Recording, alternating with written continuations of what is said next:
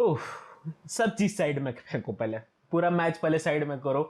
पहले मेरे को ये बताओ कि ये फ्रेंडली थी? ये कहीं से भी फ्रेंडली लग रही थी? ये प्रॉपर लग रहा था भाई ला लीगा की मैच है, और या फिर ये कोपा डेल रे की फाइनल है, या तो ये सुपर कोपा डे स्पाना की फाइनल है। जिस तरीके से ये भिड़ रहे थे ऑन द फील्ड, प्रॉपर लग रही थी भाई एल क्लासिको। मतलब लिटरली सोचो, कमेंटेटर बोल रहा है कि भैया फ्रेंडली खेल रहे हो, आराम से खेल लो, लेकिन नहीं। देखो, एल क्लासिको यही होती है, और प्रॉपर ये एल क्लासिको थी भैया।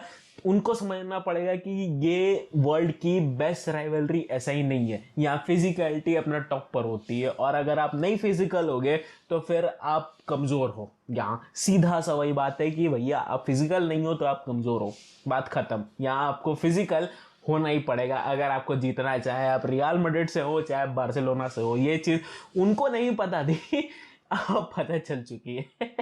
कह रहे हे what's up guys, it's your boy की साइनिंग इन। और यार देखो, मुझे पता है तुम पहले मुझे गाली दोगे कि यार रियल मैड्रिड तो हार गई ऐसे वैसे, 3-0 की गोल लाइन से हार गई। सुनो, बात समझो कि रियल मैड्रिड हारने का बहुत बड़ा रीजन है उसके पीछे, एंड बार्सिलोना के जीतने का उससे भी बहुत बड़ा रीजन है। खैर, ऊपरी झापड़ी बात नहीं करते, मैच पर आते हैं, और मैच पर बात करते हैं कि आखिर हुआ क्या ये 2 घंटे, जो 2 घंटे हमने बिताए हैं देखते हुए, ये आखिर हुआ क्या उस 2 घंटे में ऑन द फील्ड। खैर, सबसे पहले तो अगर बार्सिलोना की बात करें तो देखो, बार्सिलोना की करेंट जो सिनेरियो समझनी है ना, उसके लिए हमें थोड़ा सा अतीत का दरवाजा खटखटाना पड़ेगा। एंड द थिंग इज, हमें पिछले सीजन पर थोड़ा सा नजर डालना पड़ेगा ताकि ये चीज समझ सके कि कितना तब से प्रोग्रेस की है Barcelona. And the thing is, progression जो ग्राफ है इनका वो अच्छा खासा हाई है। देखो, पिछला सीजन क्या था बार्सिलोना के साथ सबसे बड़ी दिक्कत, कि वो डिफेंसिवली, मतलब मैं कह सकता हूं कि डिफेंसिवली बार्सिलोना अभी वर्ल्ड की सबसे बेस्ट क्लब है। तुम सोच लो कि मतलब अराहो, कुंडे, क्रिस्टेंसन, वर्ल्ड, ये बैकलाइन वर्ल्ड की सबसे बेस्ट बैकलाइन है अभी एट करेंट। और उस पर उनकी जो डिफेंस स्ट्रक्चर है, जो सीडीएम वो खिला देते हैं, डिफेंसिवली वो बहुत ज्यादा स्ट्रांग हो जाते हैं। लेकिन यही उनकी एक अल्टरनेट वीकनेस भी बन रही थी, क्योंकि वो डिफेंसिवली बहुत ज्यादा स्ट्रांग हो जा रहे थे, बट ऑफेंसिव उस चीज को कन्वर्ट नहीं कर पा रहे थे, वो वहां से अग्रेसिव नहीं जा पा रहे थे। मतलब कि वो चांसेस क्रिएट नहीं कर पा रहे थे, और चांसेस क्रिएट नहीं कर रहे थे इसलिए गोल वो कम मार रहे थे। तुमने पिछले सीजन पूरा देखा होगा कि वो 1-0 से या 2-1 से या 3-2 से 1-2 गोल के मार्जिन से ही जीते हैं वो, मतलब 80-90% मैचेस। वो 80-90% मैचेस जो वो बार्सिलोना कन्विंसिंगली जीत सकती थी, वो बार्सिलोना कन्विंसिंगली नहीं जीतकर वो 1-0 के या 1 गोल के मार्जिन से जीती है। और मेन बेस जो प्रॉब्लम उनका था वो यही था कि वो अग्रेसिव जा ही नहीं पा रहे थे उस डिफेंस लाइन से। डिफरेंस क्या हुई है, जो रोमेयो और इके गुंडोगन जो आए हैं, और लिटरली कल रोमेयो बंदा आउट ऑफ द सिलेबस आ गया रियल मैड्रिड के लिए। देखो, जब रोमेयो को सीडीएम पे मैंने देखा और इके गुंडोगन को राइट मिड पर देखा, मैंने सोचा कि भैया शावी कुछ करने की कोशिश कर रहा है, क्योंकि ये बहुत आउट ऑफ द बॉक्स कुछ सोचा था शावी ने। लेकिन इंटरेस्टिंगली वो शावी के लिए काम कर गया, बिकॉज रियल मैड्रिड, तुम मानो चाहे मत मानो, रियल मैड्रिड बहुत ज्यादा ही ओवर कॉन्फिडेंट हो जाती है कभी कभी। और कल पहले मूवमेंट से दिख गया कि रियल मैड्रिड ओवर कॉन्फिडेंट हो गई है, क्योंकि रोमेयो के जो उसका जो एबिलिटीज है, जो उसका प्लस पॉइंट्स है, उस पर अपन खेल गए लिटरली मिडफील्ड में। और उसका प्लस पॉइंट्स है भैया ग्राउंड डुएल्स और एयर डुएल्स जीतना, और बॉल थ्रू पासिंग और बॉल ड्राइव करना। उसका सबसे बेटर पॉइंट यही है, उसका पॉजिटिवनेस यही है, और उसके पॉजिटिवनेस पे अपन लिटरली खेल गए। मतलब मिडफील्ड में वो बंदा कल पासेस पे पासेस जीत रहा है, डुएल्स पे डुएल्स जीत रहा है, लेकिन तब भी समझ में नहीं आ रहा था हमें, और लिटरली वही गलती करे जा रहे थे। खैर, इस पर बात करेंगे। लेकिन बार्सिलोना एक चीज तो है कि उस जो डिफेंसिव स्ट्रक्चर है अपना, उसको एग्रेसिव बनाने में किसी तरीके से कामयाब हो रही है। और बिलीव मी, अगर बार्सिलोना इस चीज को करने में कामयाब रहती है तो इस सीजन वो डेफिनेटली बहुत ज्यादा क्लिनिकल हो जाएंगे इन दी थर्ड हाफ, जो कि सबसे ज्यादा जरूरी थी, क्योंकि उनके पास चांसेस कन्वर्ट करने के लिए ऑलरेडी है बंदे। पेद्री ऑलरेडी है, लेवेंडोस्की ऑलरेडी है वहां, वो थर्ड हाफ में प्रेजेंट रहता है 18 यार्ड के बॉक्स में वो चांसेस कन्वर्ट करने के लिए। डेम्बेले ऑलरेडी है भाई, वर्ल्ड का बेस्ट राइट विंगर ऐसा ही नहीं है, एक रीजन से, और कल उसने बता दिया कि किस रीजन से। जिस तरीके से उसने पहला कल गोल मारा है भाई, प्रॉपर चीकी गोल भाई। पेद्री ने पहले decoy as a decoy act किया, उसके बाद फिर थ्रू बॉल में डेम्बेले के पास आई बॉल और डेम्बेले ने फिर सीधा शॉट लेकर दूर कॉर्नर में मार दिया गोल के। ये चीज मतलब लिटरली बहुत ब्यूटीफुल थे देखने लायक कल, जिसने गोल मारी है जो उन्होंने तीनों गोल जिस तरीके से मारे, तीनों गोल ब्यूटीफुल थे।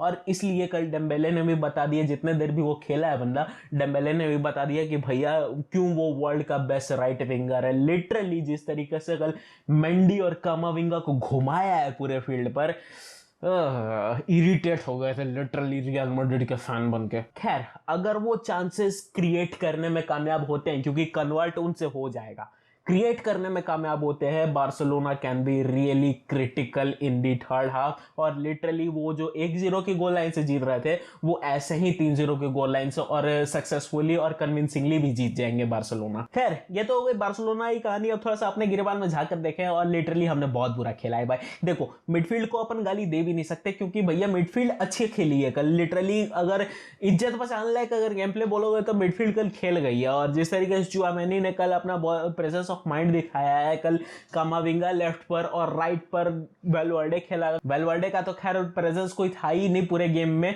और जूड बेलिंगम भाई, लिटरली जूड बेलिंगम लड़का खेला है, और लिटरली उसने कल बहुत सारे ओकेजन से बता दिया कि वो ऑफ द बॉल प्रेजेंट रह सकता है। और प्रॉपर स्ट्राइकर के रोल में जूड बेलिंगम कल प्रेजेंट रहा है 18 यार्ड के बॉक्स में चांसेस कन्वर्ट करने के लिए। बट क्वेश्चन यहां उठ जाता है विनीशियस और रॉड्रिगो पर कि वो क्या कर रहे थे। देखो, विनीशियस, मेरे हिसाब से कल विनीशियस का वन ऑफ द सबसे वर्स्ट गेम आया है। जो वो बंदा करने की ट्राई कर रहा था वो चीज नहीं हो रही थी, बिकॉज अराहो उसके पीछे हाथ धो के पड़ा हुआ था।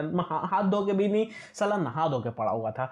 ये विनीशियस क्या कर रहा है? विनीशियस, उसका रोल है अभी hold up striker, left hold up striker पे खेलने का, यानी कि चांसेस क्रिएट करे ये मिडफील्ड और उसको बस उस चांसेस को कन्वर्ट करना है, या फिर जूड बेलिंगम के एटलीस्ट पीछे खड़ा रहना है। वो क्या कर रहा है? बॉल लेके भाग जा रहा है कोना में, और कोना में घुस जा रहा है, पूरी टीम से कट जा रहा है। अब अराहो पहुंच जाता है वहां पे, वो दोनों फिर बैठ के पोशंपा खेलते हैं।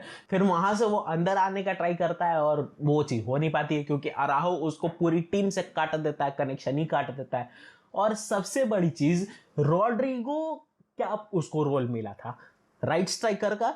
राइट स्ट्राइकर का पोजीशन कहां होता है? 18 यार्ड के बॉक्स में, अटैक में, डिफेंस में क्या कर रहा है लड़का? मतलब राइट स्ट्राइकर होकर वो भी तब जब आपके पास एक सीडीएम है, इतना डीप ड्रॉप क्यों कर रहा है रॉड्रिगो? डिफेंस में क्या कर रहा है वो? क्या करने गया है डिफेंस में? मूली छीलने गया है? क्या करने गया है वो? डिफेंस में उसका क्या काम है? सीडीएम के पोजीशन पे वो क्यों खेल रहा है? चुआमेनी है ना सीडीएम के पोजीशन पे, रॉड्रिगो क्यों खेल रहा है यार? उसका काम है राइट स्ट्राइकर पे रहना, उसको राइट स्ट्राइकर पे रहने दो। इतना डीप ड्रॉप करके बॉल चांसेस क्रिएट करने का क्या मतलब है जब आप उस चांसेस को कन्वर्ट ही नहीं कर पा रहे हो? कोई है ही नहीं वहां बॉक्स में अवेलेबल। और जूड बेलिंगम एटलीस्ट उस बॉक्स में अवेलेबल भी है, तो उसके पीछे कोई बंदा अवेलेबल नहीं है कि अगर मिसप्लेस पासिंग हो भी जाए इन कंडीशन, तो कोई उसके पीछे ग्रैब कर ले, एटलीस्ट वो चांस मिस ना हो। वो बंदा कोई है ही नहीं उसके पीछे। बस जूड बेलिंगम अकेला खड़ा रहता है, उससे पास मिस हो जाती है, एंड उसके पीछे कोई करने वाला है नहीं। बस पोजीशन मिल जाती है बार्सिलोना को, और फिर उसके बाद वो पेल लेते हैं, कहानी वहीं खत्म हो जाती है। और अपनी डिफेंस भैया, डिफेंस अपनी इतनी ज़्यादा स्विच ऑफ होती है, इतने ज़्यादा मोमेंट्स पे स्विच ऑफ होती है कि लिटरली इरिटेट हो जाए कोई भी बंदा देखकर। भाई अपने हाफ में, अपने थर्ड हाफ में जाकर, मतलब उस सेट पीस में आप स्विच ऑफ हो गए। लिटरली पहला गोल जो मारा है डेम्बेले ने, उस समय हमारी जो डिफेंस है वो ऐसे बैठ के बस देख रही थी, कुछ नहीं कर रही थी। लिटरली खड़ा रह गई वहां सूरती मूर्ति बन के। उसने बॉल निकाल दी, अपन टैकल भी नहीं कर पाए। इनको ये भूल चुके हैं कि टैकल करना भी होता है, एग्रेसिव टैकल नाम की कोई चीज होती है। अपने हाफ में डिफेंस करना होता है, बॉल पास नहीं, मार देना सॉल्यूशन नहीं है। और उस पर भाई हमारी एक्यूरेसी, यार कितनी मस्त एक्यूरेसी, मतलब लिटरली मजा आ गया कल एक्यूरेसी देखकर। भाई इनको 25 mm का फट्टा दिख रहा है, उसके पीछे 10x20 की जो गोल पोस्ट है वो नहीं दिख रही है, जो गोल नेट है वो नहीं दिख रही है इन्हें, लेकिन 25 mm का फट्टा दिख रहा है इन्हें। इन्होंने लिटरली कल 4 चांसेस क्रिएट किए, 4 चांसेस मारे हैं, लेकिन कोई भी नेट के अंदर नहीं गया है, चारों फट्टे से लग के रिबाउंड आए हैं, और रिबाउंड भी लेने वाला कोई नहीं है भाई। लिटरली कल हंसी आ जाएगी इनकी गेम प्ले देख के, इतना मस्त गेम प्ले खेला है इन्होंने। और तुम कह सकते हो कि थोड़ा सा अनलकी भी रहेगा, बट लक फैक्टर उसके साथ रहता है जो तो एटलीस्ट ट्राई भी करते हैं। अपन ने ट्राई ही नहीं करा है। अपना सीधा सा प्रॉब्लम वही लास्ट में अगर खड़ा हो जाता है कि हम चांस तो क्रिएट कर दे रहे हैं, बस उस चांस को कन्वर्ट ही नहीं कर पा रहे हैं। और लिटरली जो जूड बेलिंगम एटलीस्ट है भी,